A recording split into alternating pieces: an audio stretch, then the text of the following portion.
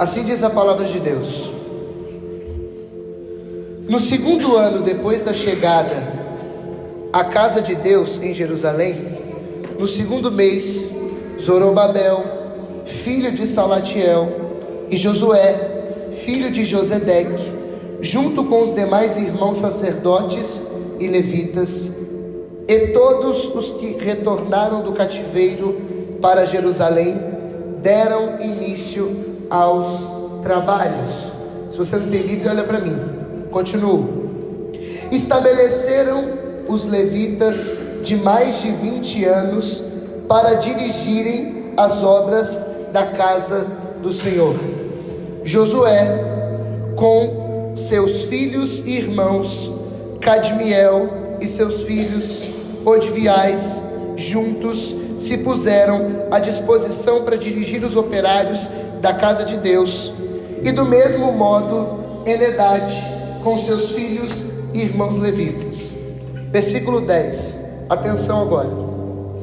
Depois que os construtores lançaram os alicerces do Senhor, da casa do Senhor, chegaram os sacerdotes, paramentados, tocando trombetas, e os levitas, filhos de Asaf, com símbolos, louvando ao Senhor segundo as determinações de Davi, rei de Israel. Entoaram um hino de louvor e gratidão ao Senhor.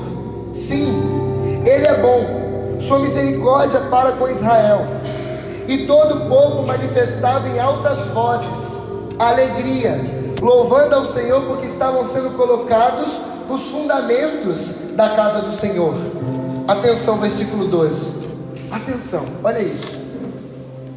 Muitos dos sacerdotes, levitas e chefes de clã mais idosos, que tinham visto com seus olhos o templo anterior, lamentaram em alta voz quando à sua vista foram lançados os alicerces do templo novo. Muitos outros, porém, davam gritos de alegria, e o povo, olha isso, não conseguia distinguir entre as manifestações de alegria e de tristeza, pois os gritos do povo eram tão fortes que os clamores se misturavam de longe. Vocês entenderam? Então, palavra do Senhor. Palavra do Senhor. Vamos aplaudir a palavra de Deus?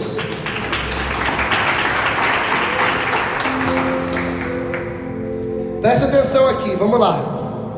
Quem estava na minha pregação, ou pelo menos assistiu aquela pregação, sem ser agora de Pedro e de Judas, a que eu falei do povo da Babilônia, contei a história de Israel. Vocês lembram mais ou menos como é que foi o desfecho?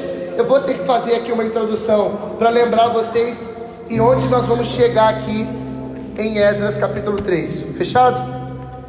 Você sabe muito bem que Deus amou o povo de tal maneira que escolheu um povo, conhecido também como o povo egípcio, para que se tornasse a caminho da terra prometida, o povo escolhido, sendo transformado em povo hebreu, mais para frente israelitas, e logo em seguida judeus. O povo não se chamava a mesma coisa em todos os tempos da história. Primeiro eram os cativos do Egito antigo do faraó, depois eram os escolhidos da aliança, que estavam indo rumo à terra prometida. Você lembra muito bem, quando eles chegam na terra prometida, a poucos quilômetros, Moisés morre, e tendo morrido Moisés, a Bíblia diz que se levanta um menino. Qual é o nome dele? Josué. Detalhe, não é o Josué que a gente leu aqui. Esse Josué aqui é filho de Josedeque. O Josué de Moisés é filho de Num, que é amigo de Davi. Que é amigo de Moisés e de Caleb, entraram na terra prometida. Davi morre, Josué filho de Num e Caleb filho de Jefoné entram na terra prometida. Tudo bem até aqui? Ainda um pouquinho antes, no período em que eles estavam indo até a terra prometida, Moisés, amando de Deus, dividiu as 12 tribos de Israel. Natan, parece uma coisa um pouco estranha, mas só para contextualizar, você sabe de onde vêm as tribos? Vamos lá fazer uma aulinha de catequese. A catequese não ensina isso, tudo bem, mas vamos lá. Abraão gerou Isaac, abre a boca de novo. Abraão gerou Isaac gerou, e Jacó teve 12 filhos. Eu não sei se eu vou lembrar o nome dos 12, mas eu vou tentar: Zabulon, Neftali, Rubi, Levi, José, Judá, Benjamim, Simeão, Assé, Azacá, Dan e Gade. Uau, lembrei. Glória a Deus, obrigado. Esses 12 filhos foi que Moisés agora, lá na frente, está dividindo em tribos. Por que precisou dividir? Você lembra muito bem, dos 12 filhos tinha um menino chamado José. José foi o vendido, jogado no poço, não tiveram coragem de matá-lo. Ele vai para o Egito, aí no Egito ele vira amigo do faraó, se tornou superintendente do rei. Aí tem aqueles anos de seca, você lembra? 7 vacas magras, vacas gordas. Aí ele se torna o rei do Egito, alimenta o povo dele, que tinha traído ele. E agora, depois de 410 anos no Egito, com o povo bebendo de tudo aquilo que eles tinham, eles se tornaram escravos. Quem libertou esse povo da escravidão? Moisés. Então agora, no caminho para a terra prometida, ele está dividindo as tribos de novo. Ele está colocando cada um no seu devido lugar. É que é o seguinte, gente, ó, eu não sei se vocês sabem, mas terra que jorra leite e mel também é conhecida como Canaã. Diga comigo, terra que jorra leite e mel. Terra que jorra leite e mel. Diga comigo, Canaã. Canaã. Que lugar é Canaã? Jerusalém. Peraí, de novo. Terra que jorra leite e mel, diga aleluia. Aleluia. Também chamada de Canaã. Também chamada. Aleluia, aleluia. E agora, no tempo dos judeus, é chamado de Jerusalém. Olha que coisa linda.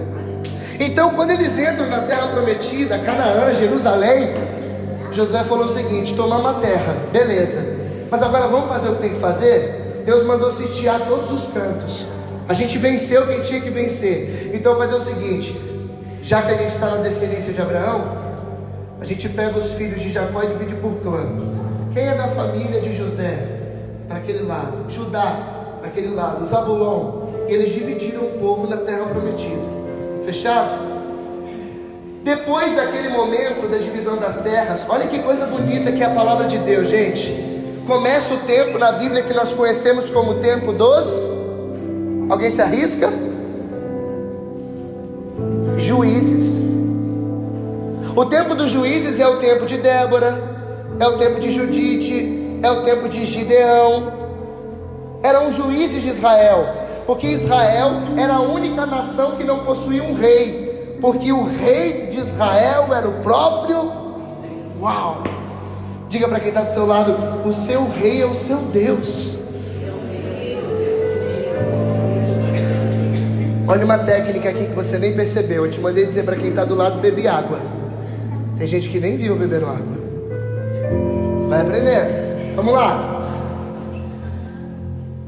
Então, quando você percebe isso, você... Pô, tempo dos juízes, uma terra prometida. Por que precisa dos juízes? Alguém se arrisca?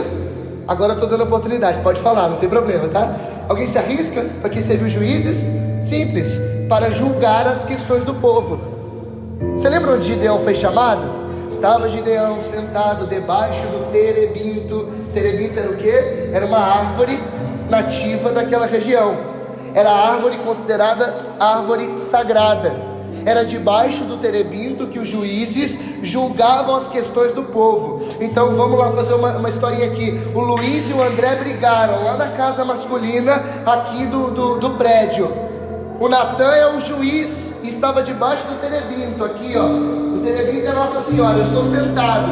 Os dois vinham lá da casa deles e ó, esse cara aqui não lava louça, esse cara aqui não faz isso, esse cara brigou comigo, ele me bateu. E o juiz, para manter a ordem no povo, julgava as questões. Julgava baseado em que, Natan? Alguém se arrisca? Segundo a lei. Quem escreveu a lei? Moisés. Uma salva de palmas, vocês são bons demais. Só que chegou um tempo que o povo de Israel começou a encher o encheu o saco e começou a dizer para os juízes que eles não aguentavam mais os juízes, porque as nações vizinhas tinham reis. Olha, eu estou passeando na Bíblia inteira com você para chegar nesse lugar aqui, tá bom? Então nós temos o que? O povo de Israel pedindo um rei. Então eles começaram a instigar os profetas para que os profetas pedissem a Deus um rei, até que eles chegam diante de um profeta. Qual é o nome dele? Profeta Samuel. Aquele Samuel que foi criado na casa de Eli, um outro profeta, um sacerdote. Ele estava na casa de Eli ainda criança, e Deus chamava ele dizendo: Samuel, Samuel. Ele ia até Eli e dizia: me chamaste? E ele dizia: volte a deitar-te. Para quem não lembra dos filhos do Betinho no do Gerações, né? Ele me chamaste, então volte a deitar-te. Volte a deitar-te.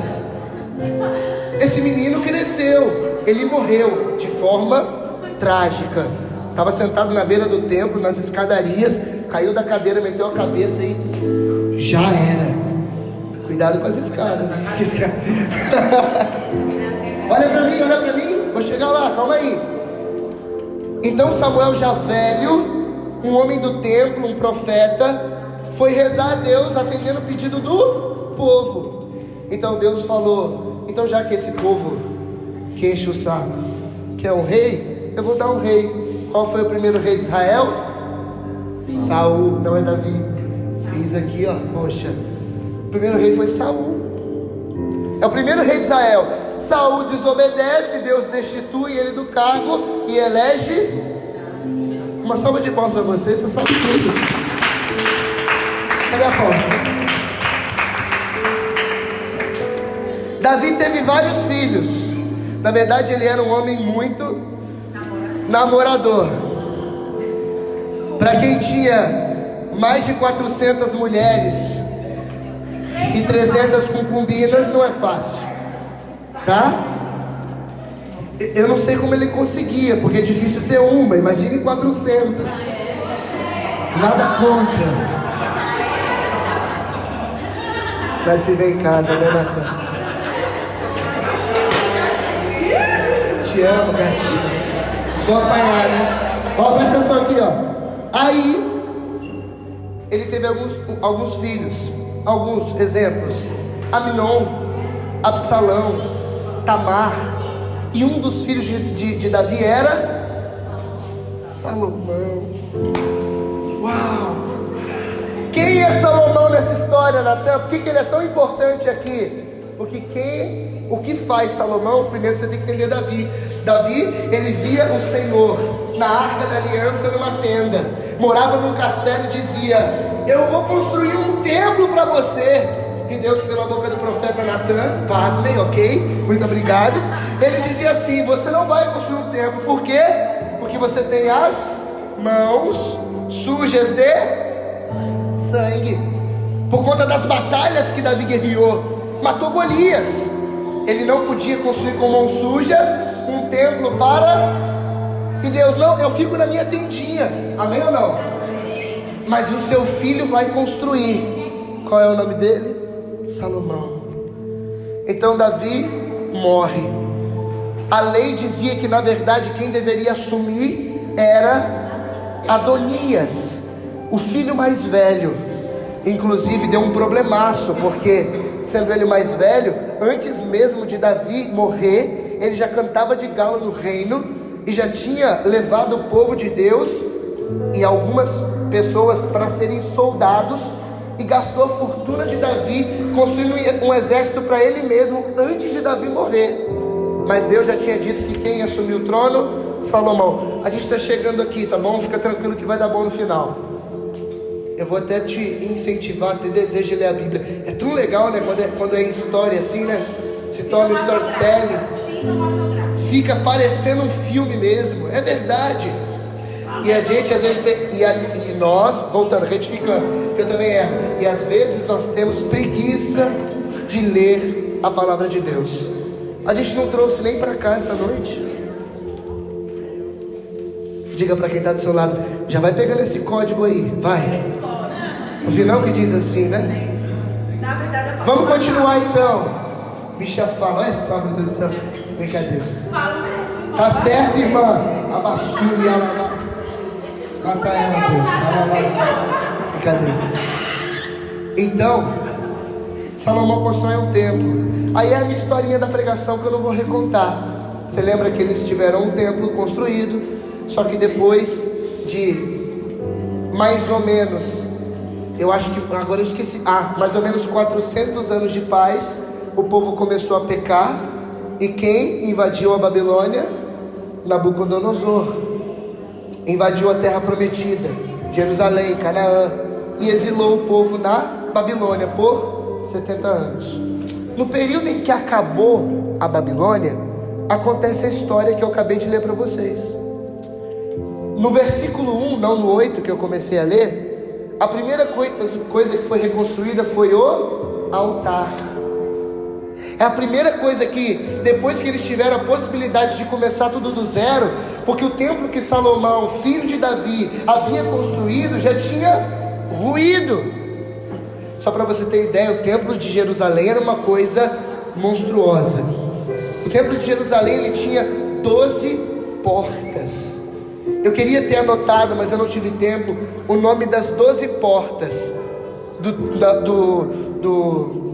de Jerusalém.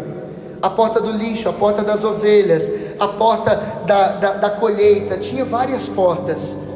Tinha uma porta que era a porta do lixo, o vale de Inom, aonde se jogavam as podridões de Jerusalém. Enfim, eu poderia ter trago o nome dos 12. Eu quero um dia fazer uma pregação sobre as 12 portas de Jerusalém. Mas eles precisavam começar tudo do zero. A cidade não estava mais murada, ou seja, um local sem muros é um local fragilizado. Qualquer pessoa, qualquer inimigo pode invadir a qualquer momento. Quem que Deus levanta para poder reconstruir as muralhas de Jerusalém? Não é Esdras, é uma pessoa parecida com ele, é um livro depois dele, é Neemias. E Deus faz um milagre maravilhoso. Pergunte qual? Quando foi construídas as muralhas em volta de Jerusalém, elas demoraram cerca de 3 anos. Eram de 30 metros de altura, com pelo menos 18 a 20 metros de profundidade. Não eram muralhas qualquer. A muralha de Jericó era um negócio monstruoso. Aquilo que estava em volta, murando Jerusalém, aonde ficavam nas torres, em volta da muralha, os chofaristas, conhecido também como sentinelas, era um negócio altíssimo, porque eles precisavam avisar com os chofares que o inimigo estava vindo de longe. Olha que fantástico isso. Então, continuando aqui, preste atenção. Assim ficavam as sentinelas em cima das guarnições, em cima do muro de Jerusalém. Só que Neemias ele reconstruiu não em 3 anos, com poucas pessoas, mas em 52 dias. Ele reconstruiu a muralha que cercava Jerusalém em 52 dias. É um milagre óbvio. Você lembra quem era Neemias? Ele era o copeiro do rei Artaxerxes. Eu sei que a história é complicada, mas o nome é conhecido. Um dia estava lá Neemias servindo o rei e a rainha, e ele naquele dia apareceu de cabeça baixa, olhos tristes. E o rei perguntou: mas o que está acontecendo? E ele disse assim para o rei: como eu poderia ficar bem sorrindo? Ontem eu tive um encontro com uma pessoa chamada Anani, um parente meu. Ele acaba de voltar de Jerusalém, a terra que o rei Ciro, que estava antes de você, disse que nós poderíamos voltar. Lembra? Ciro, rei da Pérsia, invade a Babilônia, mata Nabucodonosor e fala para o povo de Jerusalém: volta para casa, vocês não têm que estar aqui, vai para onde você tem que estar. Algumas pessoas ficaram ainda servindo aquele povo. Por quê? Porque Jerusalém está destruída. Você vai voltar para quê? Então, de cabeça baixa, Neemias conversando com o rei, e o rei pergunta: tá, mas o que você quer fazer? A gente vai chegar no núcleo da mensagem, está quase. O que a gente vai fazer? Olha, eu quero voltar para tentar reconstruir pelo menos as muralhas de Jerusalém. Então o rei libera Neemias. Você sabe o que é o copeiro do rei? Alguém não sabe? O copeiro do rei é a serventia do copeiro. Interessante aqui, antes de dizer o que é o copeiro propriamente dito, o copeiro normalmente ele era um eunuco castrado à força. O copeiro do rei é aquele que servia o rei e a rainha. E como é que o rei vai colocar um homem para servir ele e sua esposa no café da manhã? Um homem viril, másculo. Eles então capavam os copeiros ou esmagavam os seus órgãos genitais para que não tivesse nenhuma possibilidade dele assediar a rainha. E o copeiro tinha uma missão um tanto complicada. Pergunte qual? Tudo que o rei comia, ele tinha que experimentar antes. Então, se o rei inimigo queria envenenar Taxerxes, quem morreria primeiro experimentando o vinho? Neemias. Esse era o papel do copeiro do rei. Mas o rei se tornou tão amigo de Neemias que deixou ele voltar para Jerusalém e reconstruir os muros. E ele voltou. Aonde que Esdras entra na história? Bom, Neemias é o superintendente do rei.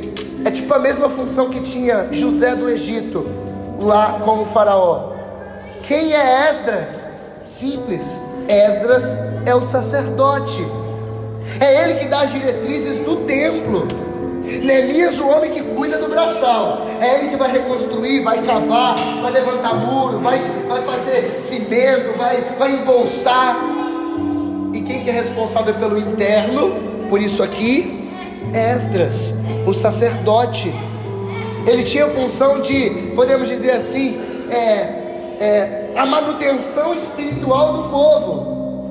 Então o que acontece primeiro no capítulo 3?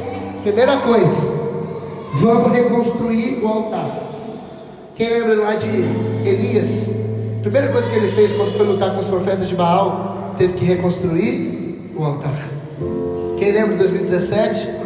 A reconstrução dos altares. Vou reconstruir os teus altares, levantar tuas muralhas, vou dançar na tua presença. Quem não lembra? Eu sei. Ficou horrível, não foi?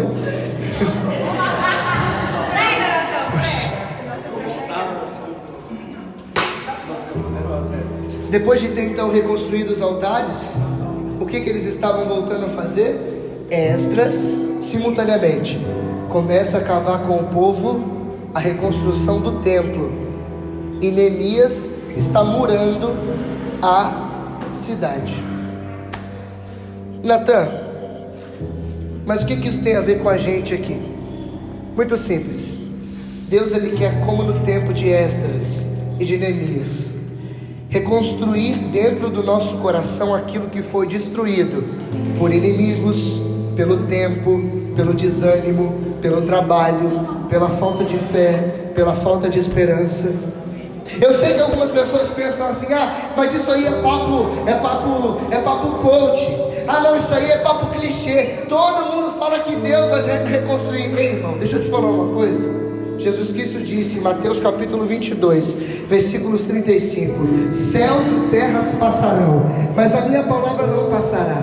Se ele disse que vai reconstruir, ele vai reconstruir. Era em 3 anos para reconstruir os muros de Jerusalém. Ele fez em 52 dias. Aquilo que talvez você achou que demoraria 1 ano para restaurar, Deus vai restaurar nessa noite, porque ele não tem tempo. Amém? A primeira coisa, por que, olha para mim aqui, por que Esdras, eu vou falar de Neemias primeiro. Por que Neemias começa, vou falar de Esdras. Por que Esdras começa a reconstruir o templo, e a primeira coisa que ele faz é começar a cavar as valetas? A primeira coisa que ele faz é cavar para dentro, é cavar para baixo. A primeira coisa que nós temos que fazer no Casa de Profeta, essa nova série, é voltar para a intimidade. E não tem como falar de intimidade sem falar de oração. Ou você acha que está todo mundo aqui rezando igual Teresa d'Ávila, ao menos 2 horas por dia, já está subindo de nível da oração mental para meditação, oração de simplicidade, oração de união em unitiva? É óbvio que não. A gente está penando em fazer Alexo todo dia. Só que precisa alguma coisa primeiro despertar no nosso coração. Será que eu entendo para que eu fui chamado? Deus está nos convidando hoje a restaurar. E eu vou ser ousado em dizer, talvez colocar pela primeira vez de pé o altar o templo da intimidade. Natan, mas isso não tem nada a ver com o que você leu. Claro que tem, quer que eu te prove? Os novos não viram o templo antigo, os velhos haviam visto. Lá no texto diz assim: se confundiam as lamentações e as alegrias, porque os mais novos ficavam felizes, vão ver o templo pela primeira vez, e os antigos ficavam tristes, porque vendo cavar as valetas, eles lembravam do tempo que tinham no... Tem gente que vai olhar porque vai ser construído agora e vai até dizer: cara, eu perdi tempo, eu poderia estar muito melhor, eu já tive até um tempo de Jerusalém aqui dentro, eu já até vivi intimidade, mas eu percebo que eu preciso começar tudo de novo. E o seu choro hoje é porque você viu um templo erguido e você mesmo deixou com que ele fosse a ruína, fosse destruído. Mas em contrapartida, eu quero ser usado nessa questão. Tem pessoas que nunca tiveram um tempo de intimidade dentro de si e está precisando começar tudo do zero. Ou você acha que na colo de Deus todo mundo reza? Você acha que na colo de Deus todo mundo tem vida de comunhão com Deus? Em geral a gente tem que brigar para o povo ir para a missa, para adorar Jesus. Jesus vem para cá, o povo passa, não vai nem uma genuflexão. Você acha? Então a primeira coisa que nós temos que viver é reconstruir o templo, como Esdras, para a intimidade. É a primeira coisa. E tem gente que não ora porque é orgulhoso. Vou explicar. Sabe o que Pedro afundou? Porque ele era orgulhoso. Tá, mas explica. Vou explicar. Pedro, ele era um orgulhoso, corajoso. No fundo do coração dele, ele era humilde. Ele só não tinha descoberto ainda. Mas a gente confia tanto em si que não consegue nem se colocar na presença de Deus. Vou explicar de um jeito melhor, traduzindo para o que eu quero dizer. É o seguinte: você diz assim: não, oração tem que ser espontânea. Oração não pode ser um checklist diário. Eu não posso colocar no meu cronograma orar, porque Deus não é mecânico, eu preciso ser aberto. Tá, mas olha aqui, deixa eu te falar uma coisa. Se você não colocar no teu dia um horário, e vai ser aquele, talvez no início vai ser até parecido com um checklist mesmo, mas pelo menos você começar a criar ali, a substância necessária para depois viver a vida espontânea da oração. Mas você precisa colocar hoje em prática aquilo que você está aprendendo. Gente, você acha que não? Isso aqui pode ser só mais uma pregação. E olha que eu estou gripado, hein? Poderia estar em casa, mas isso aqui poderia ser só mais uma pregação, para você ouvir, se emocionar, talvez até dizer um aleluia e voltar para casa e não aplicar. Escuta, se você não está rezando, coloca no celular hoje: vou despertar amanhã na hora X, que eu sei que eu não vou estar fazendo merda nenhuma, eu vou ficar o dia inteiro no scrolling, sabe? Rolando o tempo todo lá o feed do Instagram, do TikTok, do WhatsApp, mas não tenho coragem de colocar no despertador do meu celular. Eu coloco tanta coisa, mas no momento de intimidade com Deus, olha, se Eza não tomasse posição de eu vou começar a contar, mas espera aí que a gente vai afundar aí. É tipo aqui a obra do lado, enche o saco o dia inteiro, a gente trabalha aqui, sabe disso, mas estão ali, cavando, é buraco para dentro, é buraco para dentro. Você acha que é fácil esse barulho o dia inteiro? É porque enche o saco mesmo. Rezar todo dia enche o saco.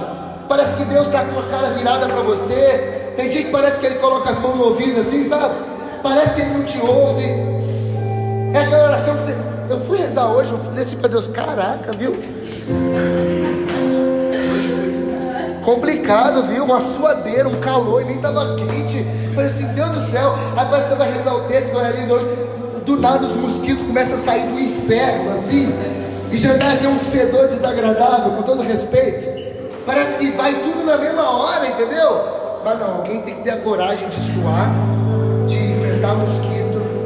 O barulho do trem, que às vezes é o cão também para assustar. Mas quando a gente morava lá nos prédios, você estava querendo rezar, do nada parecia que estava passando dentro de casa. E olha que lá nos prédios a casa até estava caindo assim, né? Não é verdade? Enfim.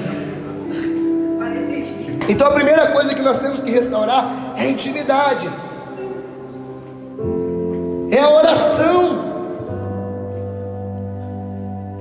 Quem aqui está no postulantado ou no ano do consagrado? Bacana, baixa a mão. Vocês estão vendo a escola de formação? Espero que sim, não precisa responder não. Espero que sim. Está começando agora um módulo de vida espiritual. Tudo bem que eu acho um desperdício se você não escutou as formações ainda do Tiago Marcon sobre vida consagrada. Você vai ter vergonha de ser consagrado ouvindo aquilo ali. Aí agora vai começar de novo um tema de vida espiritual e ascese, que eu e Guilherme deu no ano passado, que talvez você nem lembra porque não viu. Aproveita. Spoilers das aulas. Primeira aula, o que é vida espiritual. Segunda, as 3 vias e as 3 conversões. Terceiro, os graus da oração. Quarto, os 3 inimigos da alma. Quinto, purificação passiva e ativa. Sexto, como fazer um bom exame de consciência. E sétimo, será sobre a tibieza. Deixa eu te contar uma coisa. Você não reza porque você procrastina, não. Você não deixa de rezar porque você está cansado, não. Você deixa de rezar por conta do pecado. Vou te explicar. No primeiro século tinha um grande escritor chamado Evagrio Pontico. Alguém já ouviu falar dele? Não? Ele dizia que na verdade não são 7 pecados capitais. Quais são 7? Vamos só relembrar. Catequese, vamos lá. Primeiro, gula, luxúria, inveja, ira, preguiça, avareza e bacana. Evagrio Pontico dizia, e outros padres da igreja também, existe um 8º pecado capital. Alguém sabe qual é? O pecado capital da tristeza.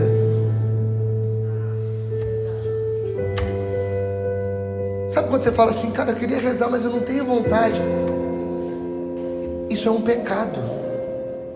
É o pecado da tristeza. Seria tipo uma letargia espiritual. A gente conhece isso hoje como assédia, ou assídia, ou tibieza, ou preguiça espiritual. Vou repetir. Tristeza.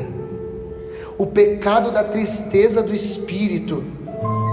Ou você acha que você não tem vontade de rezar porque não, é só porque eu estou cansado, não comi bem, estou meio doente. Não, gente. Existe um capetinha que mora do teu lado. Ou você não sabia que os padres da igreja diziam que do mesmo jeito que Deus, quando você nasce, te dá um anjo da guarda, o diabo manda do inferno um demônio para te acompanhar desde o nascimento. Aí você falou assim, eu não rezo porque eu não tenho tempo. Não, porque você não tem tempo, é que você tem tristeza.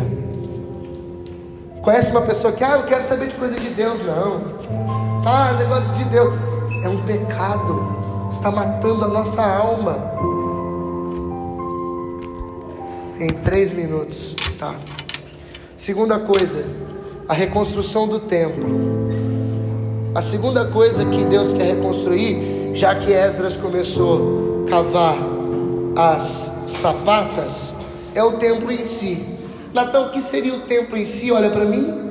O templo em si é Deus querendo reconstruir nós enquanto pessoas. Olha para mim que eu vou te explicar. O que diz em 1 Coríntios 3,16? Que nós somos templos do Espírito Santo. São Paulo chega a dizer na carta de Coríntios que nós somos cartas vivas, escritas pelas mãos de Deus. Isso é fantástico. Natan, mas como assim Deus quer então reconstruir o meu templo? É muito simples. Deus quer reconstruir em nós a natureza moral das coisas. Natan, você está falando de quê? Está grego para mim. Eu estou falando de testemunho. Eu estou falando de consagrados, homens e mulheres de Deus. Aqui hoje não tem ninguém de fora. O Casa de Profeta pode ser aberto para qualquer pessoa. Mas Deus quer reconstruir o nosso testemunho. A gente não fala mais das coisas de Deus. A gente não tem mais conversa santa. A gente não tem mais desejo do céu. As nossas conversas é só sobre o que fulano lançou, o que ciclano deixou de lançar. Você viu a nova música da Anitta? Você viu o clipe do Pablo Vittar? Você viu o raio do capeta que o diabo carregue? Mas a gente não fala mais das coisas de Deus. Cadê o nosso testemunho? A gente não vê a hora de chegar fim de semana e não vê a cara do povo do galpão. A gente vai para o mercado e já vai reclamando. Você sabe, né? Chega no mercado, tá todo mundo lá. Não é verdade? É claro que é. Eu te encontrei. Mas Deus quer reconstruir. Aí as nossas resenhas do cantinho é regado em vinho agora. Agora a gente está cool ou otário. Cool ou otário. Cerveja. Daqui a pouco pode entrar um narguile. Fumar não é pecado. Uai, o que você está assistindo? Sex Education? Você não tem vergonha na cara, não? Ah, pelo amor de Deus, gente. E a terceira coisa que nós aqui, ó, que Deus quer reconstruir é a alegria. Que alegria, Natan? É porque assim, né? Você lembra lá no final? Você lembra lá no final? Tinha duas vozes que se confundiam. Eles de longe não sabiam distinguir. Se alegravam, templo novo, aleluia. E outros choravam. Vamos traduzir isso aqui de outra forma? Tem gente que está feliz pra caraca, porque Deus está dando uma oportunidade nova, um brilho novo. Aí quem chega em Jandai igual a Jamile, não, o povo está querendo o céu, vamos para cima e tudo mais, bacana. Mas tem uns outros que estão assim, é o pecado da tristeza. Estou chorando, né? Estão levantando de novo, sabendo desse tempo, tio. Que vacilão esses caras. Já teve um, cara, não precisa de outro. Para que isso tudo? Vocês são bobos. Cadê a alegria da vida consagrada? Cadê a alegria de ser de Deus? Ô gente, vocês podem ir na minha casa. Eu não sei falar de outra coisa que não seja o céu. E olha que eu não sou santo, eu não sou melhor do que ninguém. Mas é que uma coisa queima no meu coração. E Jesus disse, a boca fala do que o coração está cheio. O problema é que não está cheio o nosso coração do que é santo. Colossenses capítulo 3, versículo 1. Buscai as coisas do alto. Ah, meu Deus do céu.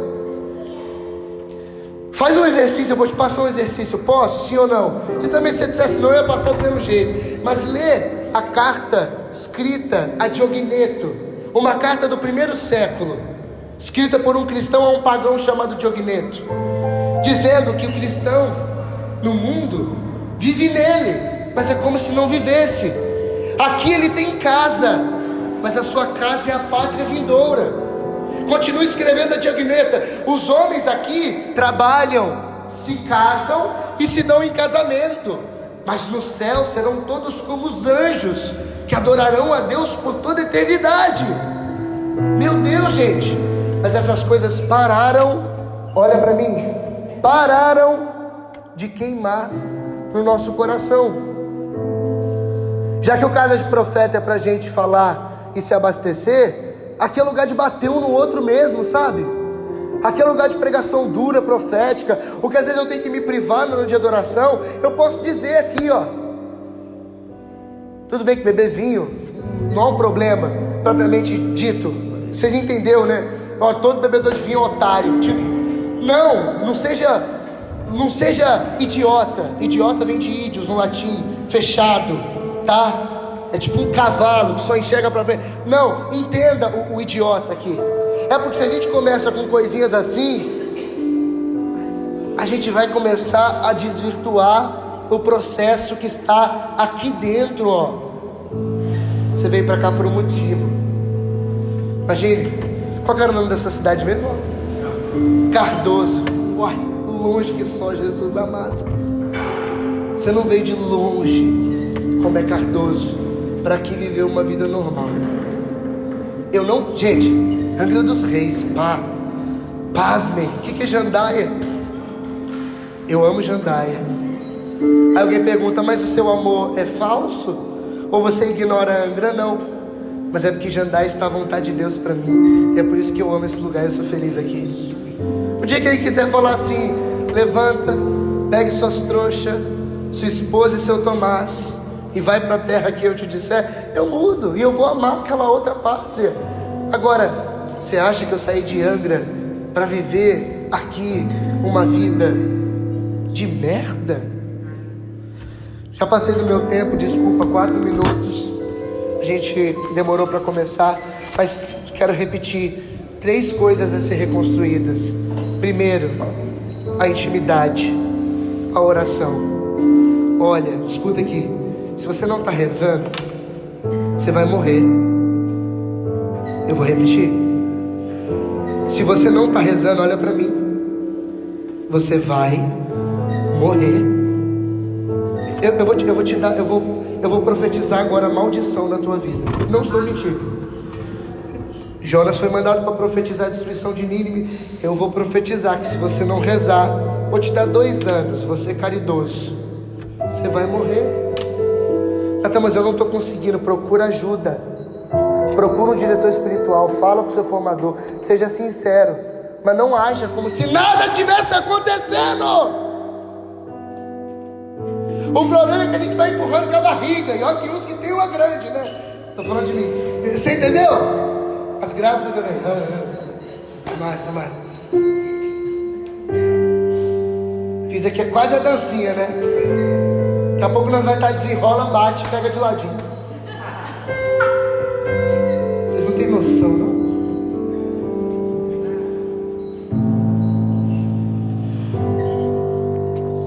Um dia eu vou fazer uma pregação